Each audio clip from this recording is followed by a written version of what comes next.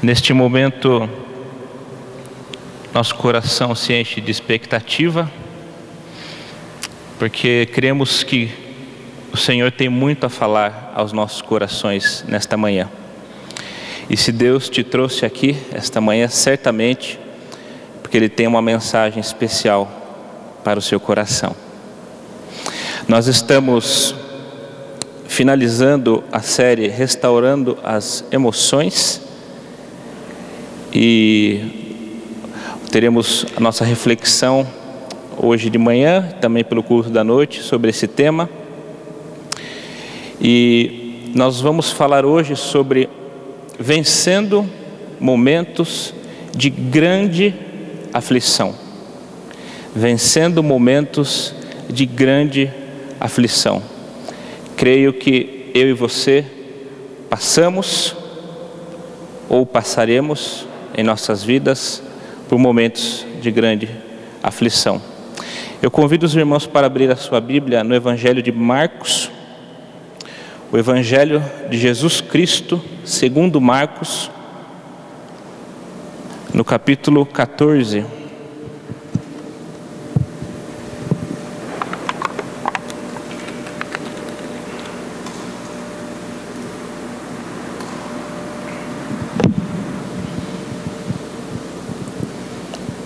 Evangelho de Jesus Cristo segundo Marcos, no capítulo 14, dos versos 32 ao 42. Nesta passagem, nós vemos um momento em que Jesus passou por um período de grande e terrível aflição. E nós vamos aprender com o nosso mestre como nós passamos, deveremos passar por esses momentos também. Acompanhe comigo a leitura, por gentileza. Diz assim, versículo 32. Então foram ao lugar chamado Getsêmani. Ali chegados, disse Jesus a seus discípulos: assentai-vos aqui, enquanto eu vou orar. Levando consigo a Pedro, Tiago e João, começou a sentir-se tomado de pavor e angústia. Pavor e angústia. E lhes disse: a minha alma está profundamente triste até a morte. Ficai aqui e vigiai. E adiantando-se um pouco, prostrou-se em terra e orava para que, se possível, lhe fosse poupado aquela hora, e dizia: Abba, Pai, tudo te é possível, passa de mim este cálice, contudo, não seja o que eu quero, e sim o que tu queres. Voltando, achou-os dormindo, e disse a Pedro: Simão, tu dormes? Não pudeste vigiar nem por uma hora? Vigiai e orai para que não entreis em tentação. O espírito, na verdade, está pronto, mas a carne é fraca. Retirando-se de novo, orou repetindo as mesmas palavras. Voltando, achou-os outra vez dormindo, porque os seus olhos estavam pesados e não sabiam o que lhes responder. E veio pela terceira vez e disse-lhes: ainda dormis e repousais? Basta, chegou a hora. O Filho do Homem está sendo entregue nas mãos de pecadores. Levantai-vos, vamos, eis que o traidor se aproxima. Palavras do nosso Senhor Jesus Cristo. Queridos, certamente Jesus passou por um período de terrível aflição neste momento. Algumas características do que Jesus pode ter passado, alguns dos seus sentimentos: pavor, angústia, tristeza de morte. Ele disse: a minha alma está profundamente triste até a morte. No Evangelho de Lucas diz que neste momento o seu suor eram como gotas de sangue. O nível de estresse que Jesus estava passando era tão alto, que os vasos do couro cabeludo, que são mais finos, estouraram de tanto estresse e parecia que ele estava suando sangue. Podemos dizer também que foi um período de profunda ansiedade pelo que estava por vir. Como traduzir estes sentimentos de Jesus? Pavor, angústia, medo. E certamente, eu afirmo a vocês, irmãos, Jesus não estava com medo, Jesus não temia, não estava com o pavor dos açoites, dos cravos nas mãos, da coroa de espinhos. O seu pavor é porque ele sabia que ia sentir a ira divina. É porque ele sabia que beberia o cálice da ira de Deus pelos nossos pecados. Era essa a razão do pavor de Jesus. Talvez não haja como nós traduzirmos exatamente o sentimento de Jesus. Que emoção exatamente Jesus estava sentindo? Então eu traduzi todo essa quantidade de sentimentos de pavor, medo e angústia como momentos de grande aflição. E nós podemos traduzir isso para quando nós temos profundo medo, profunda angústia, quando a ansiedade bate à nossa porta e nós paralisamos. Eu chamei tudo isso de momentos de grande aflição. Grande aflição. E para mim e para você é extremamente conciliador, confortável, confortante ver que o nosso Mestre Jesus passou por estes momentos, porque Ele nos mostra atitudes que eu e você podemos ter para nós vencermos estes momentos de grande aflição. E à luz desse texto, creio que nós podemos entender pelo menos 3 ensinamentos com Jesus de como eu e você podemos vencer esses momentos de grande aflição. Um primeiro ensinamento que Jesus nos mostra quando o medo bate à porta, quando a angústia vem, quando a tristeza profunda chega em nossos corações, nós não devemos ficar só. Não fique sozinho. Veja o que Jesus falou: fiquem aqui comigo. Jesus levou os seus discípulos para o Getsemane e ele se afastou um pouco mais, levando Pedro, Tiago e João com ele. Agora a pergunta: por que Jesus levou Pedro, Tiago e João com ele?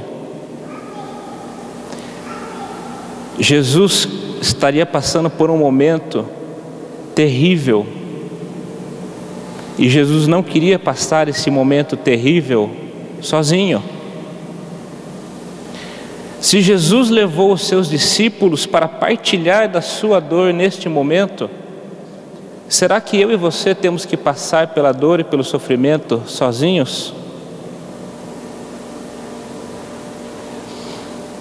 Queridos, isolar-se quando a angústia, o medo e o pavor batem à porta, nunca é a melhor saída. Nunca é a melhor saída. Jesus escolheu 12 pessoas para andar junto com Ele. E Jesus mostra e ensina para mim e para você que nós precisamos de pessoas ao nosso lado. Nós precisamos de pessoas que nós podemos contar, pessoas que nos auxiliam nesses momentos difíceis, para nós não passarmos pela dor e pelo sofrimento sozinhos. E eu queria dizer aqui para os irmãos que Jesus, os relacionamentos de Jesus, eles têm uma forma bastante interessante. A gente pode dizer que Jesus tinha uma hierarquia nos seus relacionamentos. Jesus tinha muitos discípulos que o seguiam, numerosos discípulos. Dentre essa multidão de discípulos, ele tinha aquele grupo dos 70, que é descrito no Evangelho de Lucas, que Jesus deu a missão, e eles voltaram felizes, dizendo que haviam expulsado demônios e tudo mais. 70 pessoas dentre a multidão. Mas um nível mais estreito de relacionamento, Jesus tinha 12 apóstolos. E dentre esses 12 apóstolos, Jesus tinha 3 pessoas que ele dedicou um tempo mais especial ainda. Pedro, Tiago e João. Foram os únicos que viram a transfiguração de Jesus. Foram eles que Jesus escolheu. Jesus levou os 12 ao jardim, mas no lugar recluso, mais próximo a ele enquanto ele orava, ele chamou Pedro, Tiago e João. Creio que eu e você podemos aprender com essa estrutura de relacionamentos de Jesus. Talvez a multidão de discípulos são aquelas pessoas que nos dão bom dia, boa noite, como vai, sabem nosso nome. Aquele grupo dos 70 são as pessoas que sabem o nome dos nossos filhos, do nosso cônjuge, que perguntam para nós como está o casamento, como foi a viagem. O grupo dos 12 apóstolos, aquelas pessoas que perguntam como foi o seu dia, está tudo bem? Como passou as férias? E esse grupo mais íntimo dos 3 são aquelas pessoas que têm que nos perguntar: como está o seu coração? Como está aquele problema, aquela dor que você tem passado? Como você tem passado por esse momento? Eu estou aqui para ficar com você. E fazendo uma analogia na nossa vida comunitária, e o Evangelho não é algo que se vive sozinho, não existe cristão isolado. O cristão é um ser comunitário por definição. Nós podemos fazer um paralelo com a vida na igreja. A multidão de discípulos é quando eu e você frequentamos a igreja. São os membros da igreja. Isso é bom, melhor aqui do que não vir. Agora, se eu e você fazemos parte de um ministério da igreja, participamos do conselho da igreja, da mesa diaconal, do coral da igreja, do ministério infantil, nós temos pessoas um pouco mais próximas a gente, que nos conhecem um pouco melhor do que toda a comunidade em geral. Agora nós podemos fazer parte de um pequeno grupo, que nós compartilhamos a semana, que nós dizemos alguma outra peculiaridade da nossa vida, mas nós podemos também escolher uma pessoa para caminhar junto conosco. E essa pessoa vai estar atenta aos momentos difíceis da nossa vida. Jesus não caminhou sozinho. E em um momento de mais profunda tristeza, medo e pavor, ele recorreu ao seu grupo mais íntimo de relacionamento e disse para Pedro, Tiago e João: fiquem aqui comigo enquanto eu vou orar.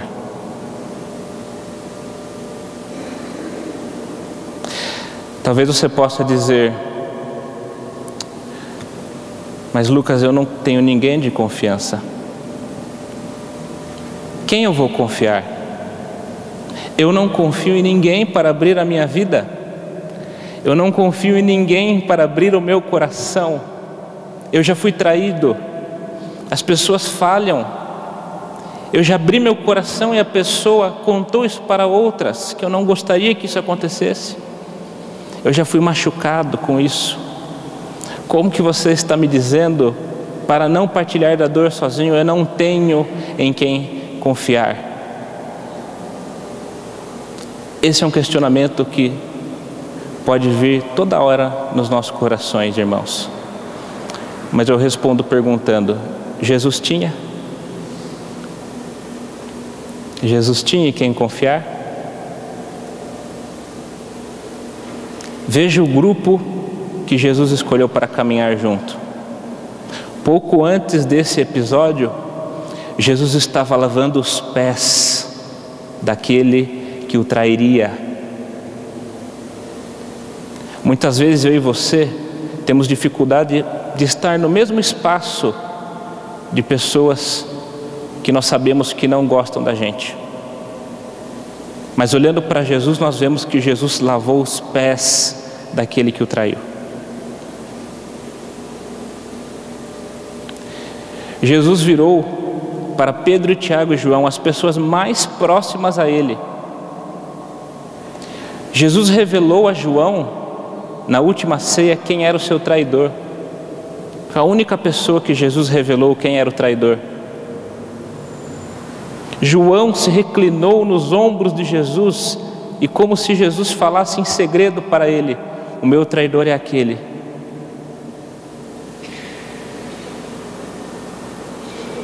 E quando Jesus voltou, ele falou: vocês não conseguem ficar acordados nem por 1 hora. Essas pessoas mais íntimas a Jesus não eram discípulos nem por 1 hora. Nem por 1 hora. Jesus também não tinha com quem contar 100%. E mesmo assim, ele não optou por passar este momento sozinho.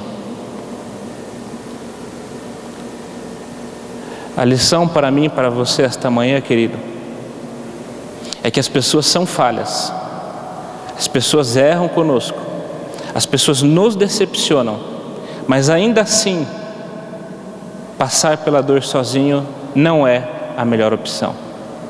Por mais falíveis que as pessoas sejam, você precisa de alguém para compartilhar a sua dor e o que está no seu coração, o seu medo. Em um parênteses que eu quero fazer aqui, Jesus chegou para Pedro e falou: Simão, tu dormes?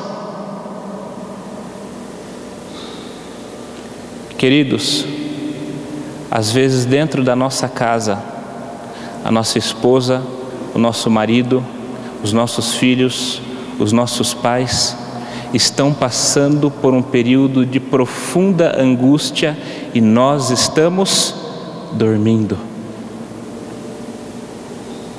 Dormindo.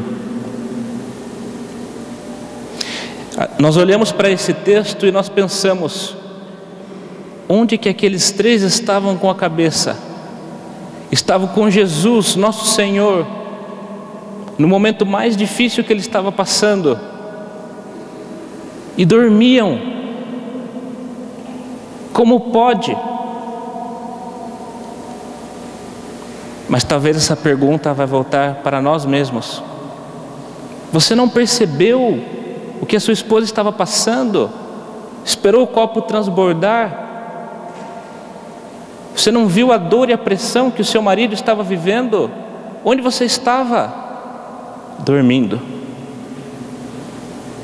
Enquanto alguém próximo a nós passa por momentos de profunda aflição.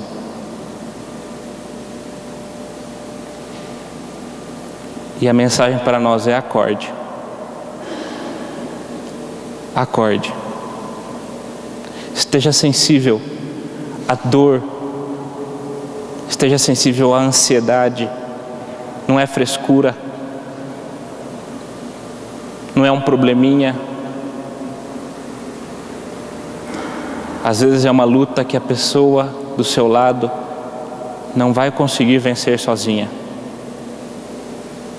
Não seja como esses discípulos que dormiam enquanto o mestre passava pela angústia.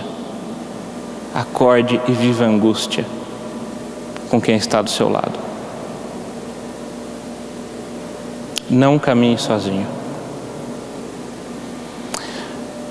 Mas uma segunda lição que nós aprendemos com Jesus, como vencer momentos de grande aflição, momentos de angústia da alma, é: ore. Ore. E talvez você possa pensar: nossa, ore, nada de novo. Todos nós sabemos que temos que orar. Mas analisando e meditando como Jesus orou, queridos, nós temos muitos ensinamentos a aprender na nossa vida de oração. Eu queria compartilhar com vocês algumas características da oração de Jesus neste momento. O primeiro ponto é que Jesus tinha uma vida de oração. Uma vida de oração. O Evangelho de Lucas e de João, nessa mesma passagem, nesse mesmo acontecimento, dizem que Jesus tinha o costume de ir para esse lugar orar. O primeiro ponto para mim e para você: oração para nós deve ser um hábito, deve fazer parte da nossa vida, deve ser uma rotina para nós, deve ser algo mais importante do que tomar café da manhã ou nos alimentarmos. Queridos, eu e você não podemos recorrer ao nosso Pai só quando os momentos difíceis chegam. Se você não passa por nenhum momento de dor, de sofrimento, amém, tenha uma vida de oração, porque quando eles chegarem, você estará mais fortalecido. Não deixe de ter este hábito de oração diário. Não recorra ao Pai só em momentos difíceis. Um segundo ponto: renda-se na oração. Marcos diz que Jesus estava prostrado. Lucas diz que Jesus estava de joelhos. Mateus diz que Jesus estava com o rosto em terra, orando. Prostrado, de joelhos, com o rosto em terra. Nós perdemos o hábito de nos ajoelharmos para orar, de nos prostrarmos. Às vezes nós podemos achar que é só uma forma, mas o autor Richard Foster, no livro Celebração da Disciplina, ele faz uma comparação interessante. Ele diz que a nossa forma exterior de falarmos com Deus reflete o que está em nosso interior.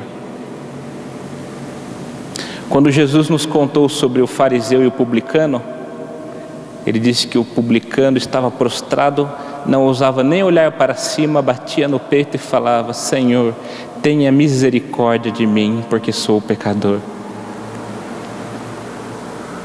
E Jesus falou: este voltou justificado. Queridos, eu e você precisamos nos render na oração. Nós precisamos nos ajoelhar, colocar o rosto no chão e falar: Senhor, tenha misericórdia da minha família, Senhor. Senhor, tenha misericórdia de mim. Eu não consigo passar por este momento sozinho. Tenha misericórdia, Senhor.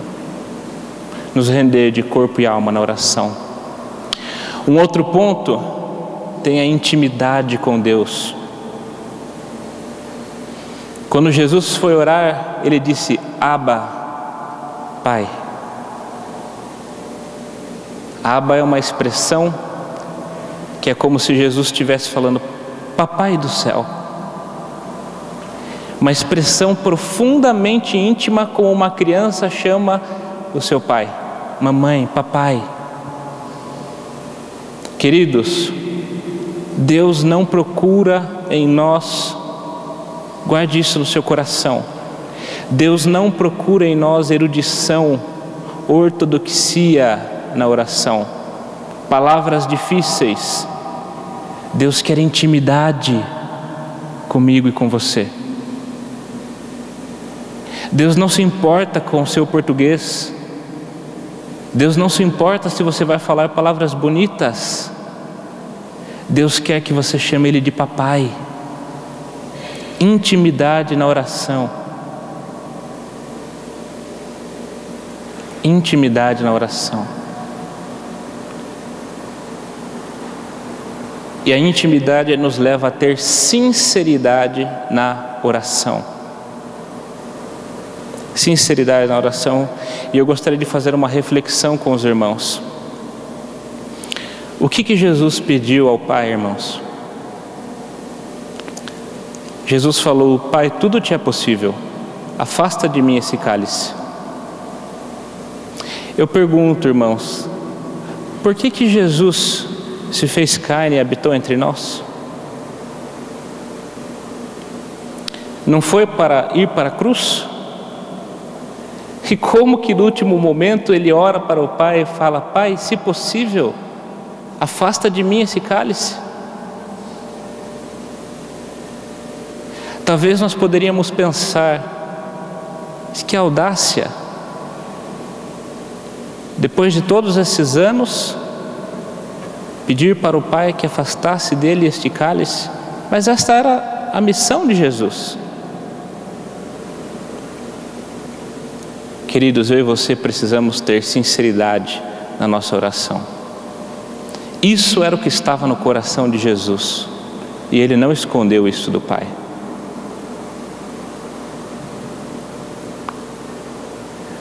Deus sabe exatamente o que está no seu coração.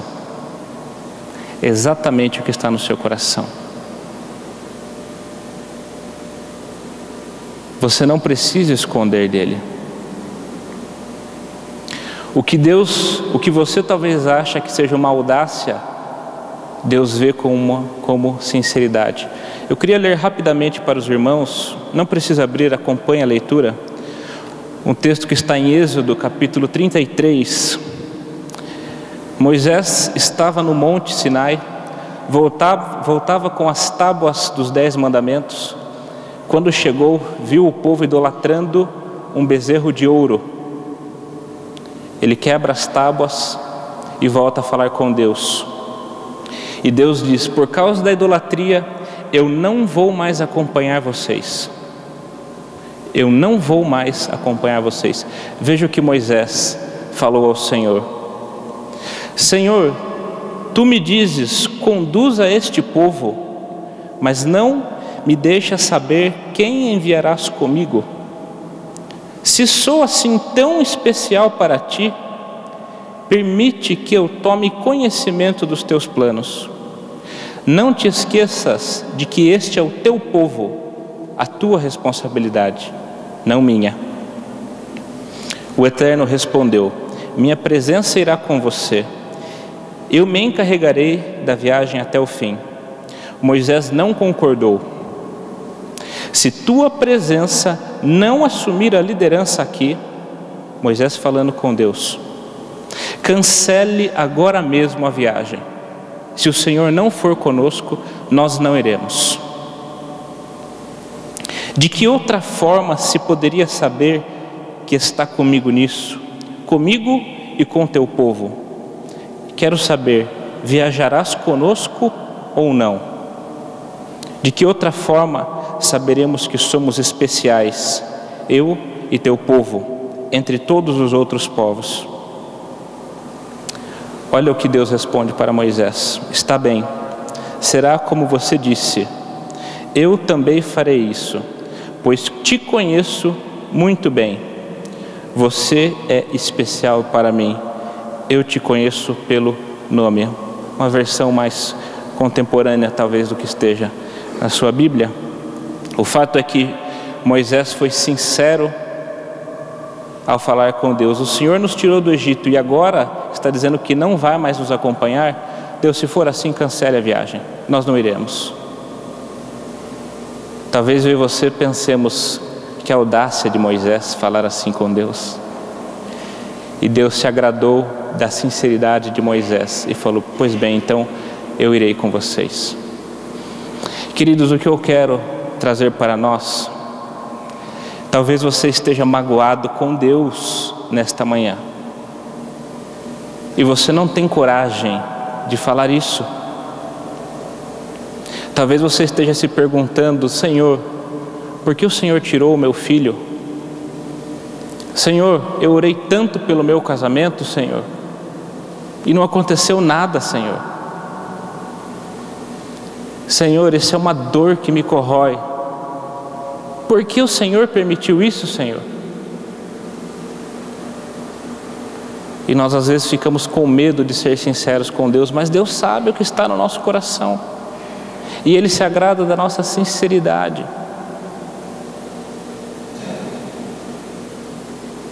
Eu te convido, irmão, irmã, a ser sincero com Deus, a realmente dizer: Senhor, eu estou muito magoado com isso. Não ter medo, não ter vergonha. Jesus foi sincero com Deus quando falou: passa de mim esse cálice.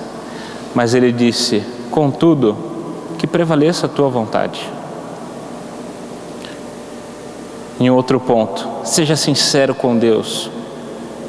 Mostre as tuas dores. Mostre as tuas dores. Mas tenha fé de que Deus é soberano, Deus está no controle e Ele tem um plano para todas as coisas. Jesus foi sincero, mas disse: seja feita a tua vontade.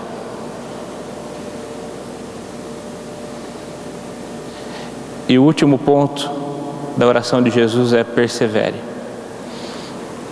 Depois que Jesus viu os discípulos dormindo, o texto diz que Ele se retirou de novo e orou repetindo as mesmas palavras. Queridos, você sabe por que isso daqui não é considerado vãs repetições? O texto diz que Jesus orou falando as mesmas palavras. Isso aqui não é uma repetição vã, porque é carregado de intimidade e sinceridade. Porque o coração de Jesus está nesta oração. Então eu digo: persevere. Persevere. Talvez a sua mágoa com Deus é: Senhor, há tantos anos eu oro por isso e nada acontece, Senhor. Por quê? Fale isso para Deus. Fale da sua mágoa. Mas persevere. Não deixe de orar. A oração de Jesus tem muito a nos ensinar. Não fique só. Ore, tenha uma vida de oração. E para finalizar, levante-se e vá em frente. Pela terceira vez, Jesus foi e falou: ainda dormis e repousais? Basta, chegou a hora. Queridos, preste atenção nessa expressão. Essa expressão é muito forte. O Filho do Homem está sendo entregue nas mãos de pecadores. O Altíssimo, o Verbo encarnado, o autor da criação, está sendo entregue nas mãos de pecadores. Levantai-vos, vamos, eis que o traidor se aproxima. Jesus passou por todo aquele momento de angústia, dor e aflição. Jesus se entregou, orou. Só que Jesus teve uma atitude: levantai-vos e vamos.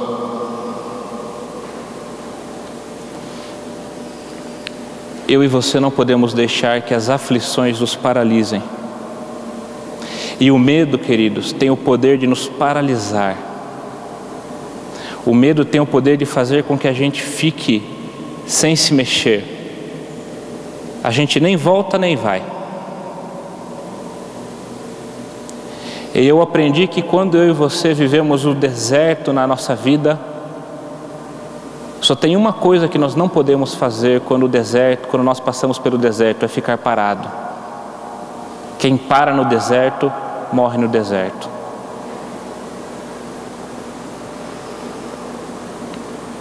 Jesus falou: levante-se, vamos, eis que o traidor se aproxima. Era o problema vindo a ele. Levante e vamos. Eu não vou esperar o problema chegar, eu vou até ele, porque eu preciso enfrentá-lo. Só que muitas vezes eu e você preferimos ficar dormindo a levantar e enfrentar os problemas. Muitas vezes eu e você preferimos pegar a nossa dor e enclausurar a nossa dor e deixar guardado dentro de nós e dizer: lá eu não toco, como se isso fosse resolver o problema. Levante e vá significa: pegue a sua dor, tira-la da caixa. Pegue o seu medo, tire-ele da caixa. Conte para alguém, enfrente, acorde mais um dia, vá mais um dia à luta. Lembre-se que Deus é o Deus do impossível, que pode transformar todas as nossas aflições. O perfeito amor lança fora todo o medo. Deus pode trabalhar todo o medo que existe no seu coração, toda a tristeza de morte que existe dentro de nós. Mas lembre-se que quando eu e você falamos que o nosso Deus é o Deus do impossível, ao mesmo tempo nós estamos dizendo: o possível é comigo. Deus é o Deus do impossível. O possível está nas minhas mãos, então. No que cabe a mim, eu farei. O que não cabe a mim, Deus está no controle. Não passe pelo medo, pela dor, pela angústia sozinho. Tenha uma vida de oração, seja sincero com Deus. E levante-se e vá em frente. E não se esqueça, queridos, para finalizar, que momentos difíceis geram crescimento. Momentos difíceis geram crescimento. Deus usa as situações adversas da minha e da sua vida para nos moldar, para nos transformar, para que nós saiamos dessa situação mais fortes, com a nossa fé alicerçada, com lições aprendidas. Amém?